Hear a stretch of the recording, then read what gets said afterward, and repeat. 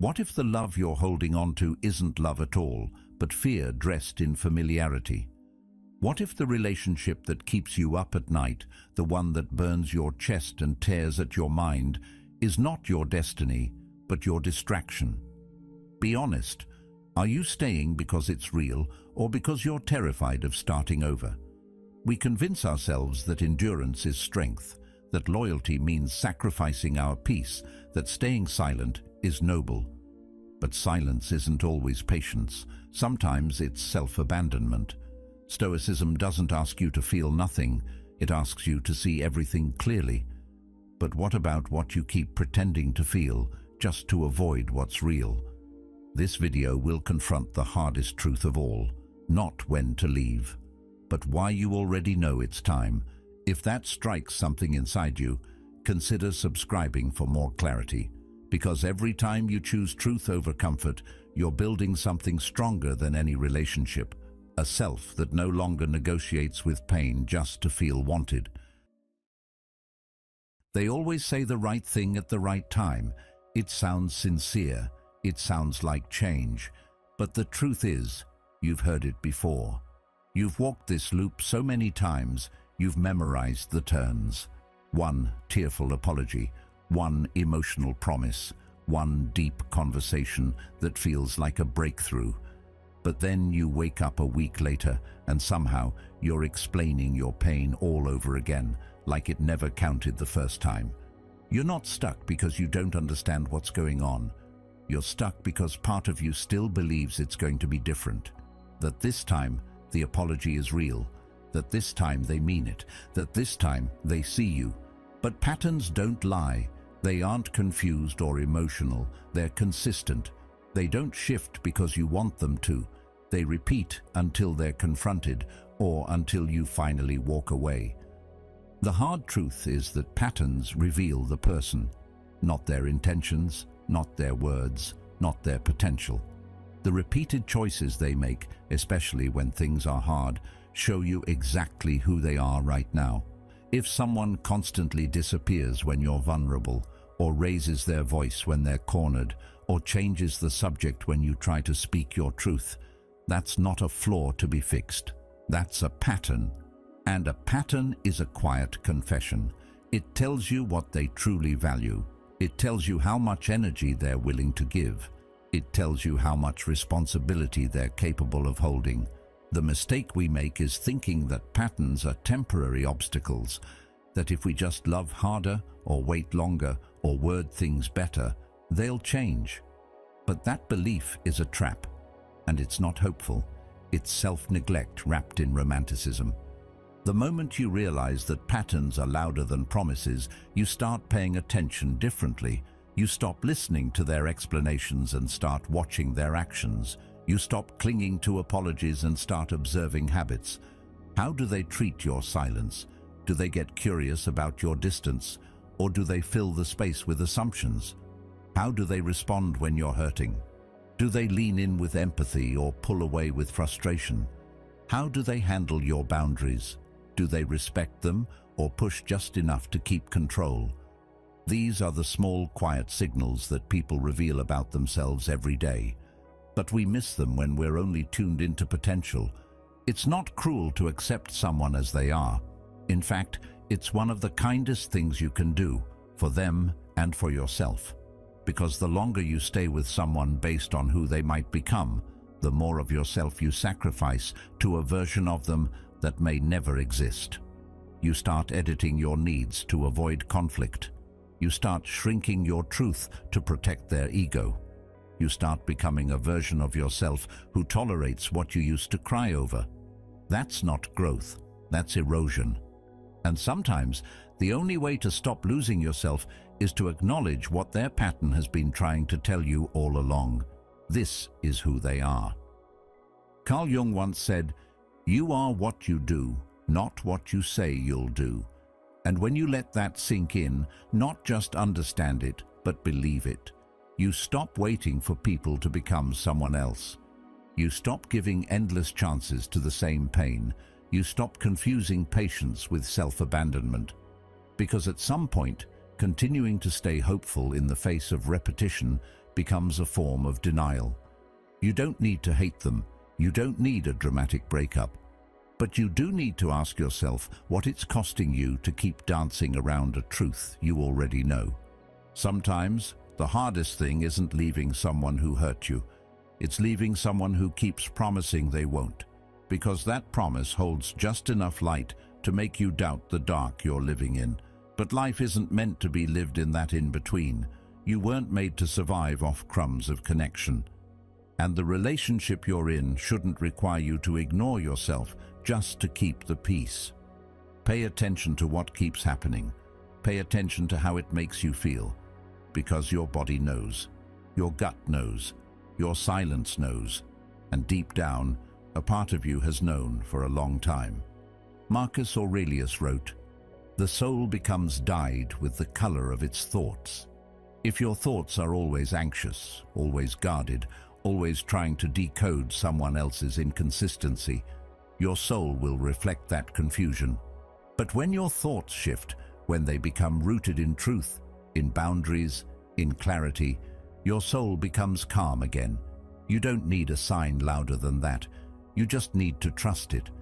Because the pattern isn't going to change unless they want it to. But your life, that can change the moment you decide to stop waiting. Love shouldn't feel like something you have to survive. It shouldn't leave you tired before you even speak. If you find yourself rehearsing every word, softening your tone just to keep the air from cracking, you're not speaking freely, you're bracing. Your nervous system is working overtime just to keep you emotionally safe in a space that's supposed to protect you. When being near someone starts to feel like walking through a minefield, you're no longer in love, you're in survival. And the worst part is, most people don't even realize it. It creeps in slowly. A raised voice here, a guilt trip there, a little silence used as punishment. Over time, your peace becomes a memory, and anxiety becomes the default setting. But you tell yourself it's normal. You tell yourself every relationship has problems. You convince yourself this is what love takes. But love doesn't take your breath away just to suffocate you. It's not supposed to cost you the one thing keeping you grounded, your inner calm. You weren't made to shrink in someone else's presence. And yet, day by day, you make yourself smaller, more agreeable, less expressive, all for the sake of not starting something. But in doing that, you've already started something else. The slow erosion of your voice. And once your voice is gone, everything else begins to fade too. Your needs, your joy, your sense of self. You go through the motions, smile when you're supposed to, show up out of habit, but inside, it's just quiet. Not the peaceful kind, but the kind that screams in the background, asking why you keep betraying yourself to hold on to something that's no longer holding you. It's a quiet kind of disappearing. You're not being pushed out. You're slowly walking away from your own reflection every time you choose tension over truth. It's not that they hit you. It's not that they screamed. It's that you can't remember the last time you felt safe enough to just be. That should matter. Peace is not a luxury. It's the baseline. It's the ground beneath love, not the reward for enduring it. Any connection that requires you to abandon yourself in order to preserve it is not a connection. It's a trap. And somewhere deep down, you know this. You can feel the disconnect between who you are in their presence and who you are when they're not around. One is quiet, cautious, calculating. The other breathes. You know which one is real. The question is, why do you keep choosing the version of you that disappears? The answer isn't always because you're weak. Sometimes it's because you've been conditioned to believe that discomfort means loyalty, that love is sacrifice, that staying through suffering is noble. But endurance is not always virtue. Sometimes it's just fear dressed up as patience.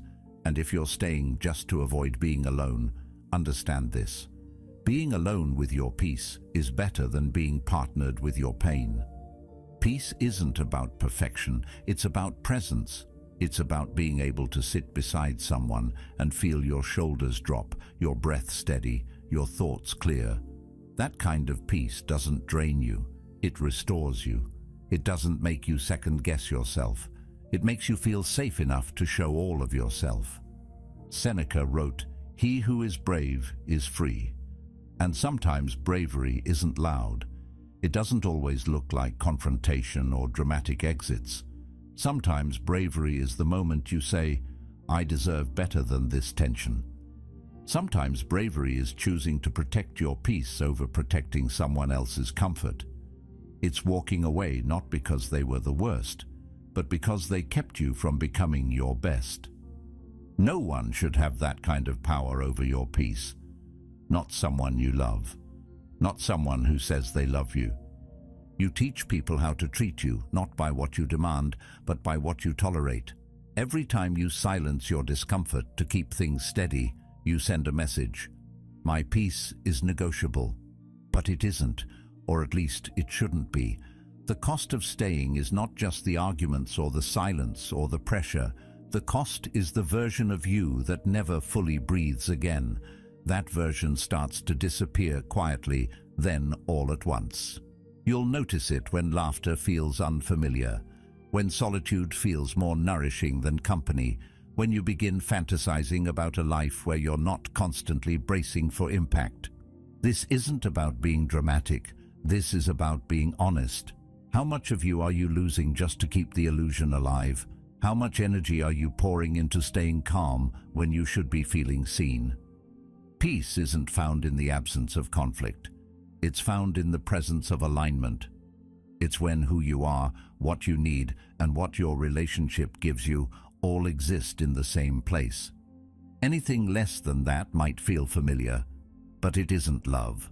Not the kind that lasts, not the kind that heals. Epictetus once said, "No man is free who is not master of himself." And the first step to mastering yourself is protecting the energy that sustains you. If love costs you your peace, you're not gaining a partner, you're losing your foundation. And eventually, no matter how deep the connection feels, it will crumble under the weight of everything you've been holding back just to keep it going. You can love someone deeply and still choose distance. You can miss someone terribly and still walk away. Because sometimes loving yourself looks like leaving, and peace, the kind that doesn't tremble when you speak, the kind that doesn't vanish when they enter the room, that's not optional, that's survival. And it's the one thing you should never give up, no matter who you're trying to hold on to. It's one of the hardest truths to face. Not that they didn't become who you needed, but that they were never going to. You weren't in love with the person in front of you.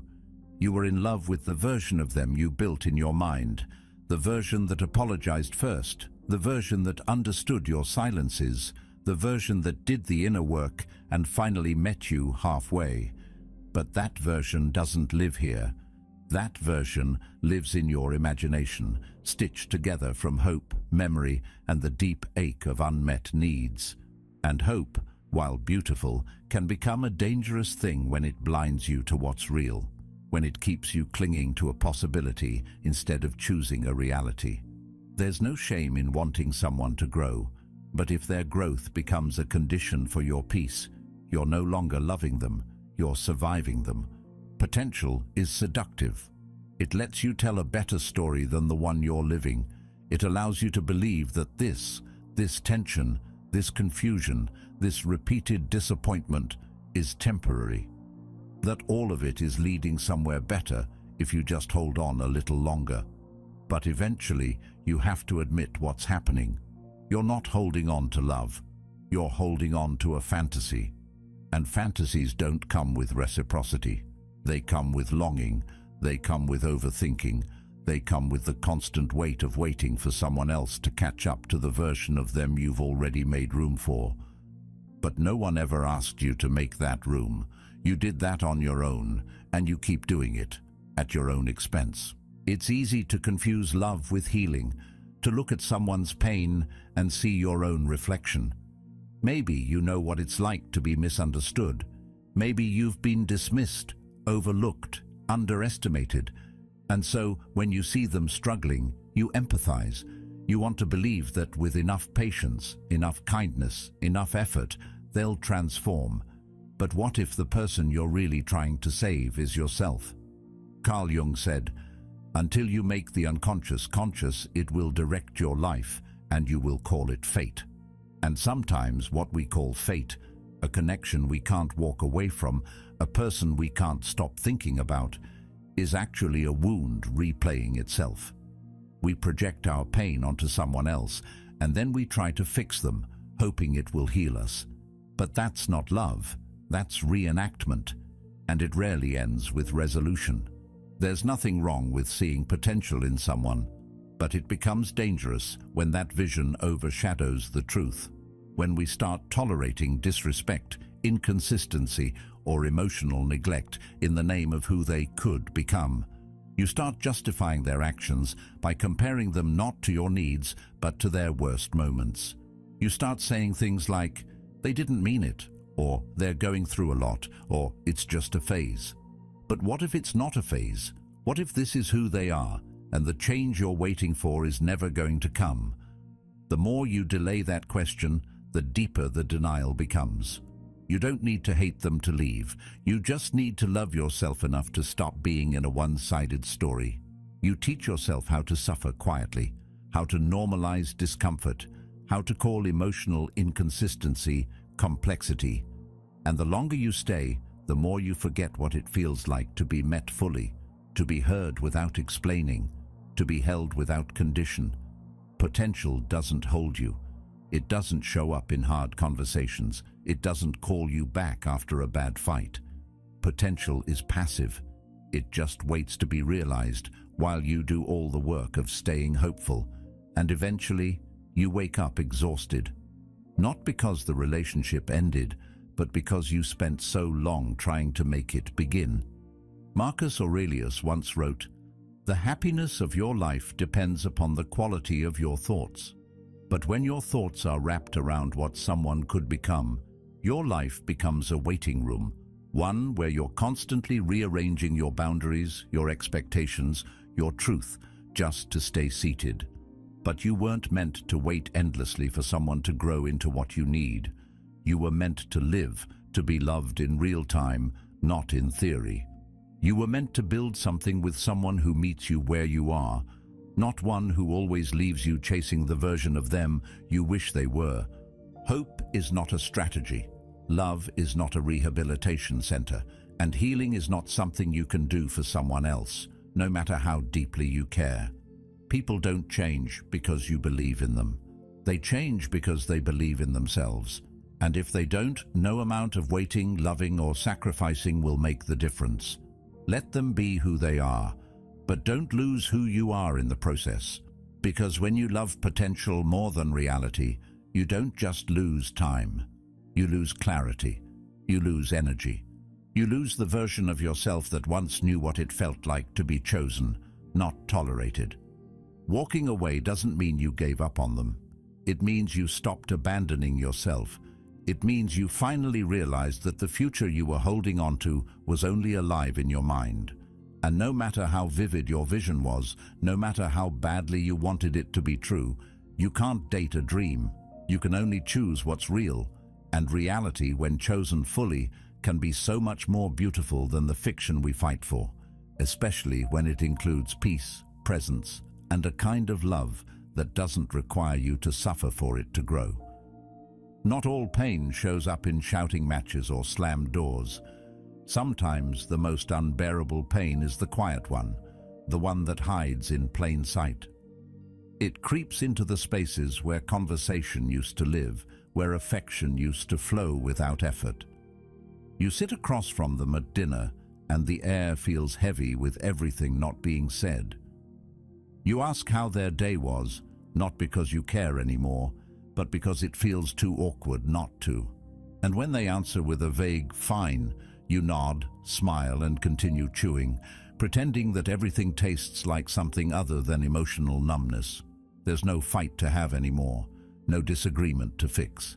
Just the thick, suffocating silence of two people who have slowly stopped trying. And that's what makes it harder to leave. When nothing obvious is breaking, but everything inside you already has. That silence eats away at you slowly. It doesn't yell. It whispers things you don't want to hear, like how you don't feel seen anymore, or how your presence has become background noise, or how you're giving energy to something that hasn't reflected any warmth in return for a long time. You tell yourself it's just a phase, that maybe everyone in long-term relationships hits this point, that maybe the spark always fades eventually. But deep down, you know this isn't about time or routine. It's about emotional distance, the kind that feels like a canyon between two people who once couldn't go a day without sharing everything. Now you hesitate before speaking. You wonder if your words will even land, and when they don't, you wonder if maybe you should have stayed silent too. There's a unique kind of loneliness that comes from being with someone who doesn't notice you anymore. It's different than being single. When you're alone, your silence is your own. It's peaceful. It's yours to fill or enjoy. But when you're sitting next to someone who once knew the depth of your thoughts and now barely asks how you are, that silence becomes unbearable, because it reminds you of what was and what will likely never be again. And so you keep showing up, emotionally underfed, spiritually dimmed, hoping that one day they'll just look at you and see you again. But people don't always come back. Sometimes they leave without leaving, and you're the one left holding the weight of the goodbye that never actually got spoken. You begin to second-guess your instincts. You wonder if you're expecting too much, if maybe you're just too sensitive. Maybe this is how love matures, quiet, still, uneventful. But love is not supposed to feel like being tolerated. It's not supposed to make you feel like a burden. You shouldn't have to beg for eye contact or feel lucky when they ask about your day. That's not emotional maturity. That's emotional starvation. When the little gestures that were once routine now feel like rare acts of kindness, something's not growing, it's dying. And you can feel it. Every day it gets a little colder, a little quieter, a little less alive. And in that silence, you start disappearing, piece by piece, smile by forced smile. Carl Jung once wrote, "Loneliness does not come from having no people around you, but from being unable to communicate the things that seem important." That's the ache you carry. Not that there's no one beside you, but that there's no one truly with you. The kind of loneliness where you have a thought, a feeling, an insight, and you turn to share it, only to realize the person you're sharing your life with isn't listening, or worse, doesn't care. That's not partnership, that's proximity. And proximity without presence feels like rejection on repeat. You don't need someone to fill the room. You need someone who fills the space between your soul and your skin, with understanding, not just physical presence. Sometimes we stay because there's no disaster, no betrayal, nothing bad enough to justify leaving. But that mindset keeps people stuck in emotional purgatory for years. You don't have to wait for damage to become visible to validate your pain. Emotional neglect is still neglect. Silence, when used as avoidance, is still a form of abandonment. When you stop expressing your needs because you're tired of the blank stares, that's not acceptance, it's resignation. And if you're constantly having to convince yourself that this is normal, that this is enough, it probably isn't. We weren't made to live in constant compromise with our own emotional well-being. Eventually, the silence doesn't just exist between you and them. It enters your inner world. You stop journaling, stop dreaming, stop reaching, because somewhere inside you decided it's safer to expect less, to need less, to hope for nothing so nothing can hurt you. But apathy is not peace, and being emotionally numb is not the same as being healed. When you stay in silence long enough, it becomes your language. You start forgetting how to speak your truth. And even if someone asked, "What's wrong?" you might not know how to answer anymore, because when no one asks for so long, you start to believe you no longer matter.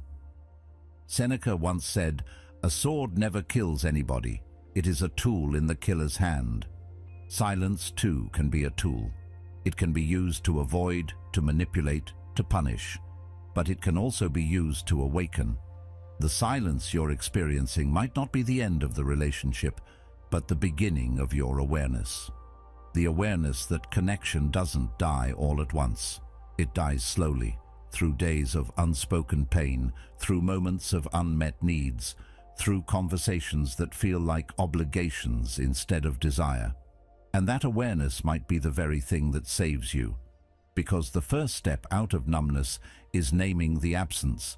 It's saying, this silence isn't peace. It's pain I haven't been allowed to speak. So where does that leave you? Maybe still at the table, still in the room, still wearing a smile that doesn't quite reach your eyes. But now you carry something different, awareness. And with that comes a choice. Not a demand to leave, not a script to follow, but a gentle, powerful reminder that your emotions are not too much, that your longing for connection is valid, that your voice, however quiet it's become, still matters. You don't need an explosion to justify walking away. Sometimes the absence of sound is enough, and the decision to leave doesn't have to come with fire. Sometimes it comes with stillness, with the quiet certainty that you deserve more than to be slowly erased by someone who once promised to see you. You deserve to be met, not just endured. And if silence is all they offer, it's okay to become the one who finally speaks, for yourself. It starts with good intentions. You tell yourself you're being kind. That love means being there for someone, no matter how long it takes them to get it together. You convince yourself that you're the steady one, the patient one, the one who can handle their chaos, because you see their potential buried underneath the wreckage. So you stay. You explain things gently, again and again. You make excuses for their outbursts, soften the edges of their neglect, and swallow your hurt just to avoid making them feel guilty. You think this is love. You think you're being strong. But the truth is, strength doesn't mean ignoring your own needs, and love doesn't require you to set yourself on fire to keep someone else warm. Somewhere along the way, what began as support turns into supervision. You become the one tracking their moods, anticipating their triggers, adjusting your voice so they don't shut down, correcting your words so they don't spiral. You're not just loving them anymore, you're managing them. And that kind of emotional labor is draining in a way that no one else sees. It doesn't explode, it erodes. And slowly, you begin to lose the parts of yourself that once felt whole. Your joy gets quieter, your spark gets dimmer. Your peace becomes conditional, not on how you feel, but on how they're doing. You don't realize it at first, but your well-being has been tied to their unpredictability, and that's not love, that's survival. When you begin to confuse control with care, you blur the line between helping someone and trying to save them. You tell yourself, if I love them enough, they'll finally see it. If I show up every time they fall apart, they'll eventually stop breaking things. But it never happens like that, because real change doesn't come from being rescued. It comes from being responsible.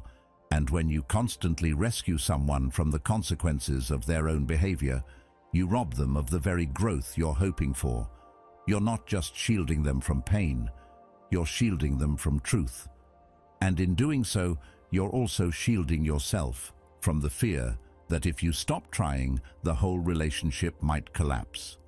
Sometimes we don't want them to fall apart, not because we think they can't handle it, but because we're afraid of what their fall will mean for us. That we'll be alone, that we'll have to admit it's over, that we'll lose the story we've been telling ourselves about what this could become. So we take on the role of fixer. We become the planner, the reminder, the regulator of emotions. We think this is loyalty, but it's often fear in disguise. Carl Jung once said, "The most terrifying thing is to accept oneself completely, but it's also terrifying to accept someone else as they are, especially when that person refuses to meet you halfway. And so instead of acceptance, we choose illusion. We choose control. We call it love. But love doesn't demand that you be a healer. It doesn't ask you to be the one who carries the entire weight of the relationship on your shoulders. That's not devotion. That's imbalance. And imbalance, even when wrapped in good intentions, becomes manipulation. not in a cruel way, but in a quiet one. You try to nudge them toward clarity, thinking you're just encouraging growth. You withhold your real feelings to keep the peace, thinking you're being mature. You shapeshift into someone more digestible, more careful, more tolerant, thinking you're being supportive.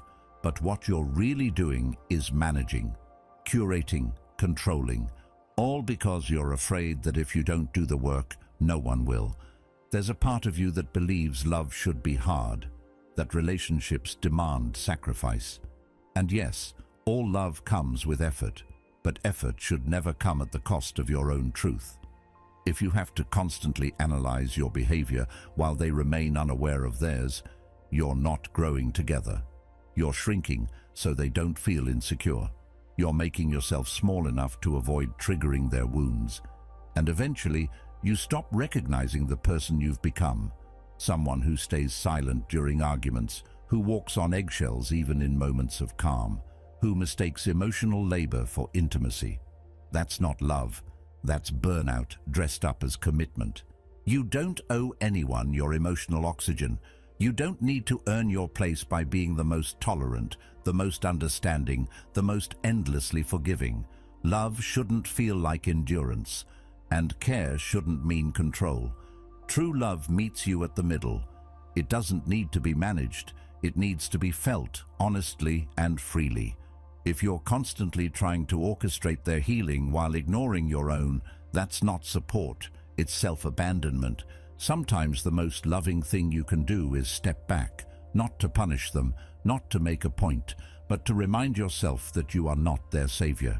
You are not responsible for their emotional regulation. You are allowed to stop trying to fix things that were never yours to repair. You are allowed to choose rest over repair, and most importantly, you are allowed to want a relationship where love flows without needing to be managed at all times. Epictetus once said, "People are not disturbed by things, but by the views they take of them."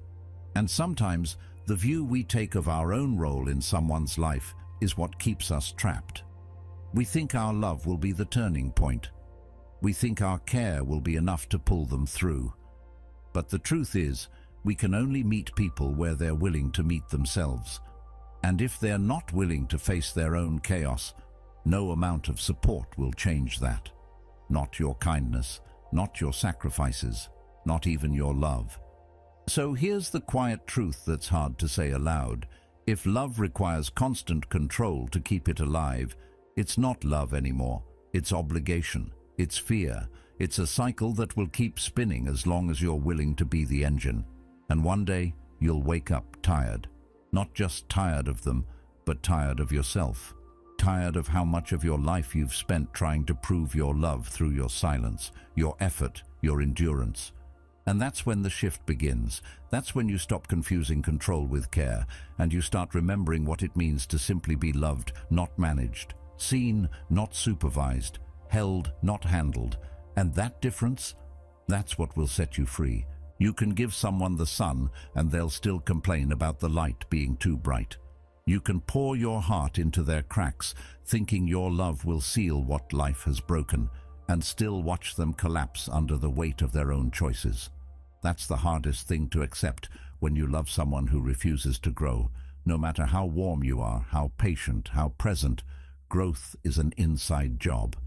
You can be the most nurturing presence in the world, but if they have no desire to plant roots, you'll just become the soil they strip bare. Not because they're malicious, but because they've learned to survive without ever learning to rise. At first, it doesn't feel that way. At first, it feels good to be needed, to be the steady one, the one who sees potential, offers support, becomes the reason they get through a hard day. You tell yourself you're helping, that you're making a difference, that they just need time. But time doesn't change people. Awareness does. And without awareness, they'll stay stuck in the same patterns, making the same excuses, repeating the same self-sabotage, all while your energy is being drained, trying to pull them forward. But a person who isn't willing to meet you at growth will never truly meet you at love. You start thinking if you say the right thing, encourage them at the right time, or create the right environment, they'll finally step into who they're meant to be. But transformation doesn't respond to environment alone. It responds to responsibility. You can't make someone ready. You can't force someone to care. And you cannot keep building a life around someone who won't even lay the first brick on their own. Eventually, your love doesn't feel like love anymore. It starts to feel like a job, a duty, a quiet resignation that if you just keep going, they'll one day arrive at who you've always believed they could become. But the longer you wait, the more you realize that belief was never mutual. Carl Jung once said, "People will do anything, no matter how absurd, to avoid facing their own soul." And that's what you're up against. Not just bad habits or immaturity, but a deep resistance to self-confrontation. You try to be gentle. You try not to push. You justify, minimize, reframe. But deep down you know they're not trying. They're not questioning their patterns. They're not actively choosing growth. They're coasting on your effort, surviving on your consistency, hiding inside your compassion. And if you don't pull back, you'll start hiding too. From your needs, from your purpose, from your peace. You cannot be someone's weather system. You're not the sun, the rain, the seasons, all wrapped into one. You are not here to regulate someone else's inner world. It is not your job to motivate them daily, hold their emotions together, or drag them toward accountability. And yet, that's exactly what happens when you mistake love for rescue. You become the one adjusting everything, your tone, your timing, your truth, just to avoid triggering their fragility. And slowly, you become the environment they survive in, not the partner they evolve with. That's not growth, that's caretaking. And caretaking will always leave you empty if you're the only one doing the work. You may think it's noble. You may believe that sticking it out makes you strong.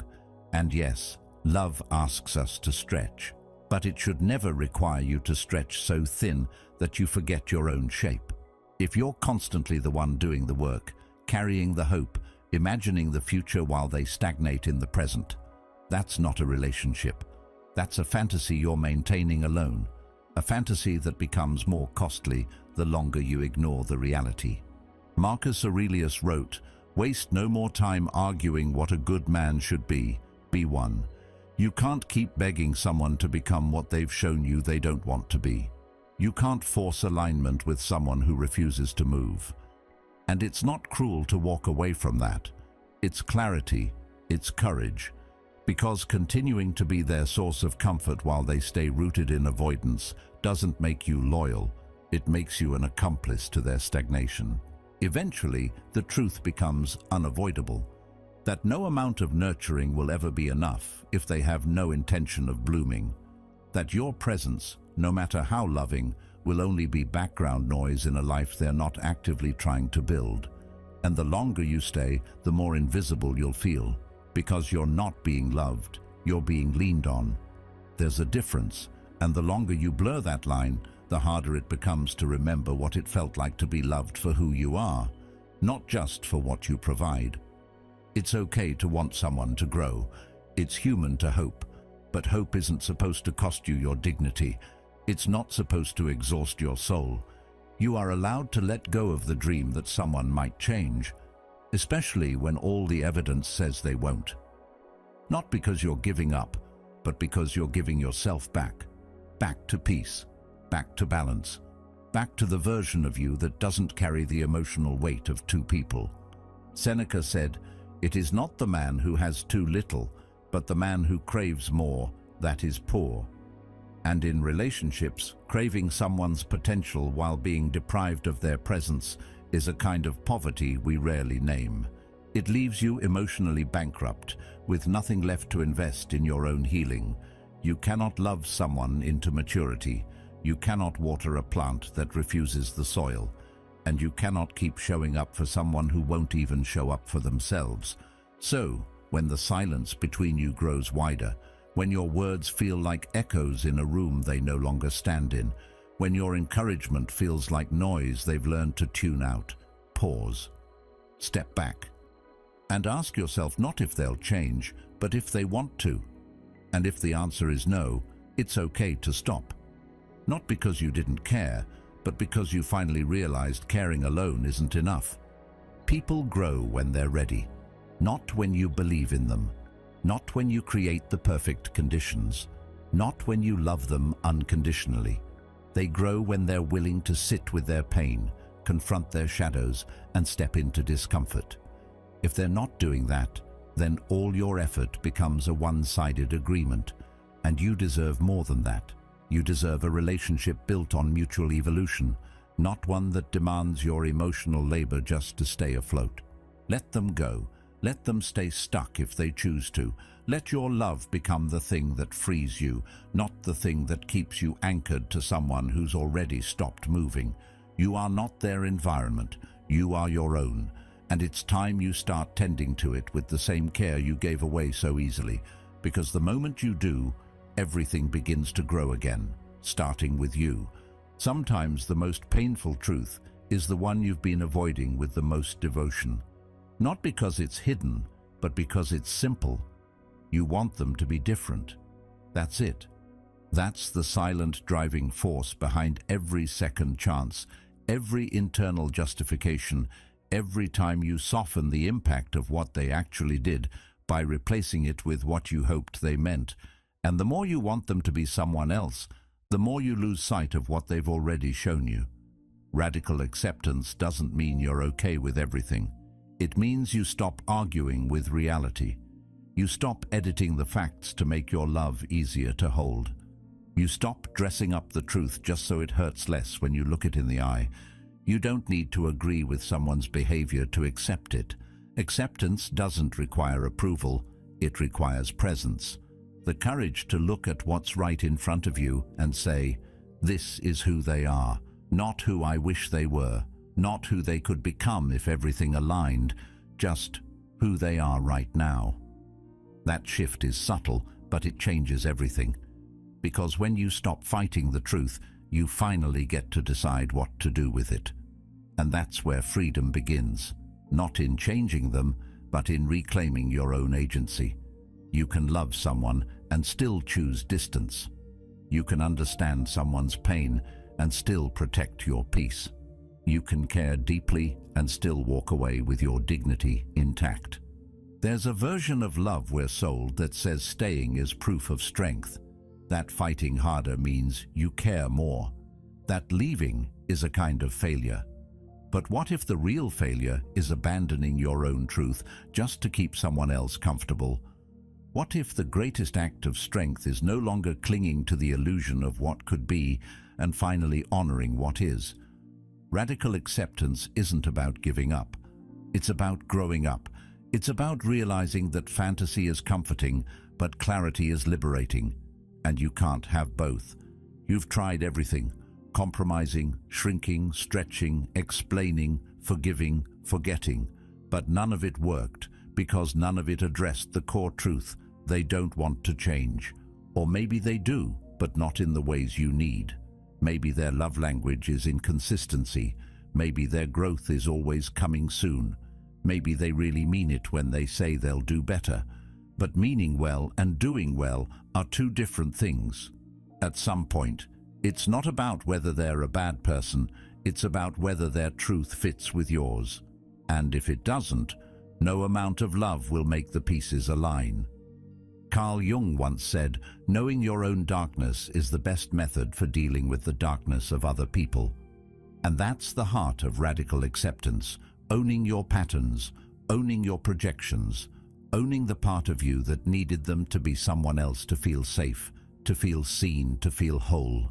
Because when you own that, you're no longer at their mercy. You stop waiting for permission to live. You stop negotiating with reality like it owes you a different version of the story. And in that space, you stop being afraid of what it means to let go. Because now letting go isn't about bitterness, it's about self-respect. There's a kind of silence that follows this kind of acceptance. Not the silence of resentment, but the silence of peace. The stillness that comes when you're no longer resisting what's true. When you stop waiting for the apology that won't come. When you stop revisiting conversations in your head, trying to find the sentence that might have changed the outcome. When you realize there was no magic phrase, no perfect timing, no missing key, just a relationship that doesn't fit anymore, and maybe never did. That's not a loss. That's a turning point. Marcus Aurelius once wrote, "If you are distressed by anything external, the pain is not due to the thing itself, but to your estimate of it, and this you have the power to revoke at any moment." Acceptance revokes the illusion. It brings you back to what's yours to control, your response, your choices, your standards. You stop chasing closure from someone who keeps closing the door in different ways. You stop explaining yourself to someone who doesn't listen. You stop fighting for something that only exists in your mind. And with every bit of energy you reclaim, you remember who you were before you bent yourself into someone else's mold. This isn't about indifference, it's about discernment. You can love someone and still say, "This isn't working." You can be compassionate without becoming a doormat. You can be loyal to your truth instead of their potential. Radical acceptance doesn't close your heart. It clears your vision. And once your vision is clear, everything changes.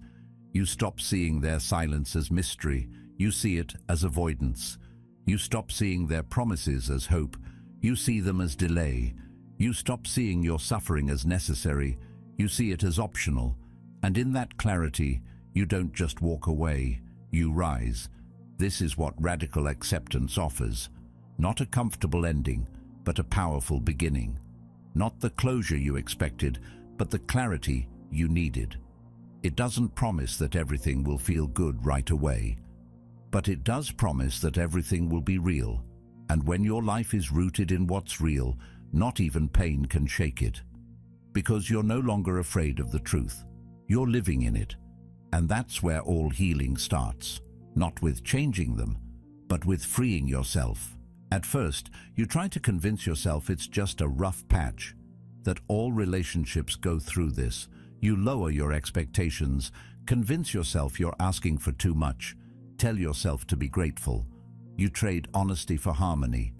But even harmony feels hollow when your voice disappears from the melody. You make excuses for the distance. You call it space. You tell yourself they're busy. You rationalize their absence, their apathy, their forgetfulness. But deep down, a small voice keeps whispering, "This is not how love is supposed to feel." That voice gets louder when you're alone, when you're lying in bed, pretending to be asleep, when you're smiling in front of others, but your chest feels like a cage, when your tears come without warning and you can't even explain why anymore. By then, your heart has already started to detach. Not in anger, not in bitterness, but in fatigue. It's not that you don't care. It's that you're tired of caring alone. Love shouldn't feel like a burden you carry by yourself. It shouldn't leave you guessing, overanalyzing, editing your feelings to avoid being too much. Love, at its core, should feel safe. But when the space that was supposed to hold you becomes the place you feel most unseen, your nervous system learns to protect itself. You don't even notice it at first, but you flinch when they come close. You tense up during conversations, your laughter becomes forced, your silence becomes heavy, and your soul starts to crave something more honest, even if it's emptier. That craving is your soul waking up. It's the part of you that's finally ready to stop fighting for someone who stopped showing up a long time ago. The decision to leave rarely arrives in a single moment. It accumulates every time your boundaries were ignored, every time you hoped they'd check in and they didn't, every time you felt lonelier beside them than you did on your own. It builds and it builds, until the weight of staying becomes heavier than the fear of leaving, until the hope that once held everything together begins to feel like the thing that's tearing you apart. Marcus Aurelius once wrote, "The impediment to action advances action. What stands in the way becomes the way." Sometimes the pain that keeps you up at night is not just a barrier, it's the path, it's the signal. It's your body and your soul telling you that something has to change. And that's the quiet truth most people avoid. Knowing is the first form of leaving. You already know. That's why you're here. That's why this hurts so much. Because deep down, you're not searching for an answer. You're searching for the strength to follow the one you already have. It's okay if you're not ready to act on it yet. Awareness doesn't demand action right away. It just demands honesty. And when you finally become honest with yourself, the relationship changes. Not because they changed, but because you did. Because you no longer buy into the illusion. You no longer confuse their almost with effort. You no longer shrink your needs just to avoid being a burden. You no longer call it love when it feels more like silence. That's not bitterness. That's clarity. That's the start of something new, even if it's just an internal shift. Seneca said, "Sometimes even to live is an act of courage." And choosing to live in truth, to live without the false comfort of a connection that's slowly killing you, is one of the bravest things you'll ever do. Because it means stepping into the unknown. It means grieving a future you hoped for. It means choosing discomfort over disconnection. And that kind of decision doesn't always feel powerful at first. It often feels lonely, raw, unsettling. But over time it turns into freedom. The kind of freedom that lets you breathe again without feeling guilty. The kind that lets you rest without walking on eggshells. The kind that whispers, "You made it out. You chose yourself." So don't wait for the pain to scream. Don't wait for the love to rot. If something inside you knows, it's because the decision is already being made, word by word, night by night, moment by moment. And when the moment finally comes, you won't have to force it. You'll just finally say what your heart's been whispering all along. "I can't do this anymore." And that won't be the end. That will be your beginning. Sometimes, the most life-changing decision you'll ever make isn't dramatic. It's quiet. It's the moment you stop waiting to be chosen and finally choose yourself. If this spoke to something deep in you, don't ignore that. Trust it. Let it guide you to what comes next. Watch the next video on your screen. There's more truth there waiting for you. And thank you for being here, for thinking deeply, and for being a part of Stoic Journal.